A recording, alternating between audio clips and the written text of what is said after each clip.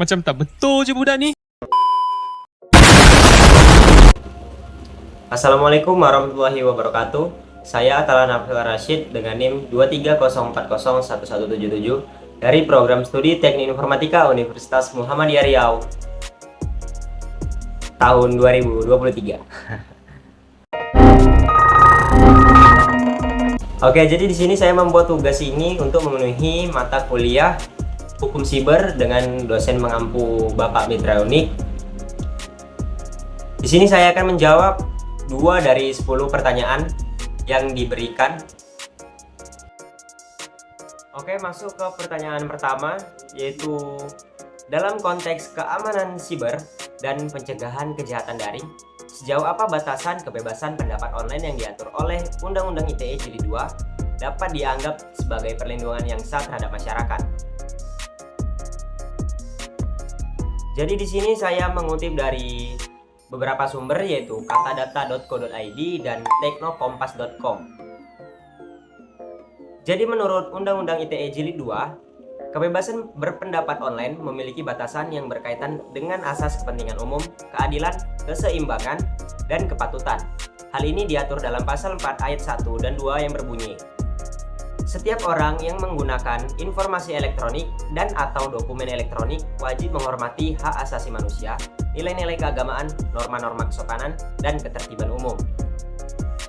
Setiap orang yang menggunakan informasi elektronik dan atau dokumen elektronik dilarang melakukan tindakan yang dapat menimbulkan kebencian atau permusuhan individu dan atau kelompok masyarakat tertentu berdasarkan atas suku, agama, ras, dan antar golongan, atau yang biasa kita sebut dengan SARA.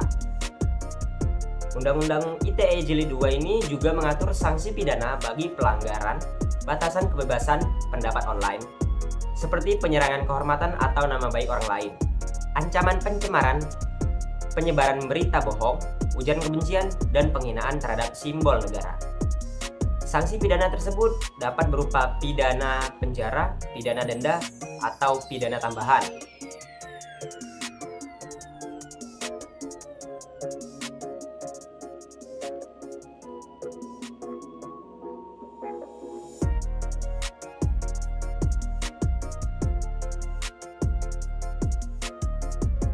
Menurut Undang-Undang ITE Jilid 2, kebebasan pendapat online memiliki batasan yang berkaitan dengan aspek-aspek sebagai berikut ini. Yang pertama, kehormatan dan nama baik. Setiap orang dilarang menyerang kehormatan atau nama baik orang lain dengan cara menuduhkan suatu hal dengan maksud supaya hal tersebut diketahui umum dalam bentuk informasi elektronik dan atau dokumen elektronik yang dilakukan melalui sistem elektronik. Yang kedua, ancaman pencemaran.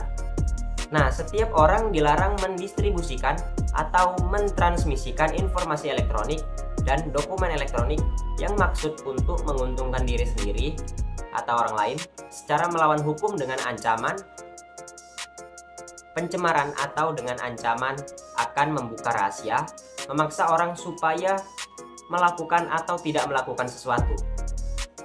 Terus yang ketiga, yaitu konten terlarang.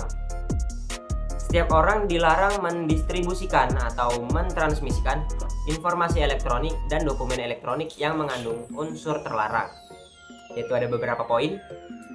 Yang pertama ada konten yang melanggar norma kesopanan dan kesusilaan. Yang kedua, konten yang mengandung unsur perjudian, konten yang mengandung unsur penghinaan dan pencemaran nama baik, konten yang mengandung unsur pemerasan dan pengancaman, konten yang mengandung unsur kebencian atau permusuhan individu dan kelompok masyarakat tertentu berdasarkan atas suku, agama, ras, dan antar golongan, konten yang mengandung unsur kekerasan atau menghasut untuk melakukan kekerasan. Lalu ada konten yang mengandung unsur hoaks, konten yang mengandung unsur radikalisme dan terorisme yang sangat dilarang di dalam Indonesia, konten yang mengandung unsur pornografi, konten yang mengandung unsur ujaran kebencian, dan konten yang mengandung unsur diskriminasi, serta konten yang mengandung unsur penghinaan terhadap simbol negara. Nah, batasan-batasan tersebut dimaksudkan untuk melindungi masyarakat dari ancaman-ancaman yang dapat merugikan kepentingan umum, hak asasi manusia, dan keutuhan bangsa. Namun, batasan-batasan tersebut juga dapat menimbulkan kontroversi dan kritik, terutama terkait dengan penafsiran dan penerapan yang berpotensi menyalahgunakan kewenangan dan mengancam kebebasan berekspresi. Oke guys, baik, masuk pertanyaan yang kedua, yaitu sejauh mana pembatasan yang diatur oleh Undang-Undang ITE Jilid 2 dapat diartikan sebagai upaya pemerintah untuk menjaga stabilitas dan keamanan, dan sejauh mana itu dapat dianggap sebagai keterbatasan terhadap hak asasi manusia.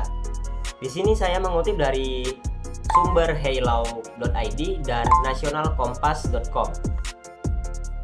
Pertanyaan mengenai sejauh mana pembatasan yang diatur oleh Undang-Undang ITE Jilid 2 dapat diartikan sebagai upaya pemerintah untuk menjaga stabilitas dan keamanan, serta sejauh mana itu dapat dianggap sebagai keterbatasan terhadap hak asasi manusia, melibatkan pertimbangan yang kompleks. Di sini ada beberapa poin penting. Yang pertama, upaya pemerintah untuk menjaga stabilitas dan keamanan. Nah, jadi pembatasan yang diatur dalam Undang-Undang ITE Jilid 2 dapat diartikan sebagai upaya pemerintah untuk menjaga stabilitas dan keamanan dalam ruang digital. Hal ini bisa mencakup pencegahan kejahatan daring, perlindungan terhadap data pribadi, dan pengendalian informasi yang dapat dianggap merugikan kepentingan nasional. Poin yang kedua ada keterbatasan terhadap hak asasi manusia.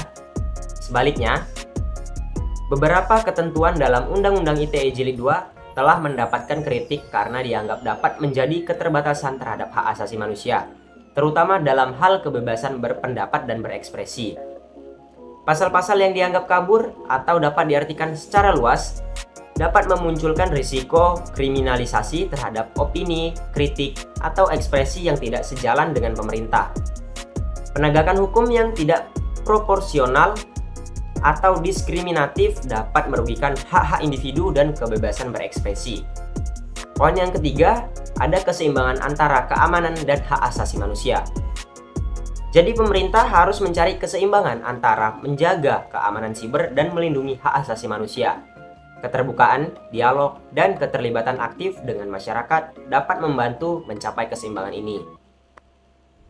Lalu poin yang terakhir yaitu tentang evaluasi dan perubahan.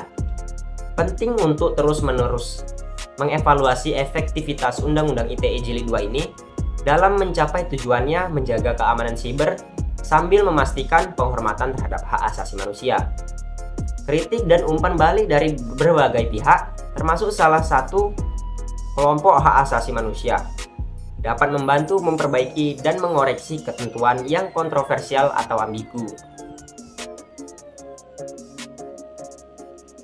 Sebagai referensi lebih lanjut, kita dapat merujuk pada pandangan ahli hukum, laporan dari organisasi hak asasi manusia, dan analisis yang dapat memberikan wawasan lebih lanjut tentang implikasi Undang-Undang ITE Jilid 2 terhadap keamanan dan hak asasi manusia. Baiklah, sekian yang dapat saya sampaikan. Mohon maaf bila ada kekurangan. Wabillahi taufik wal hidayah. Wassalamualaikum warahmatullahi wabarakatuh.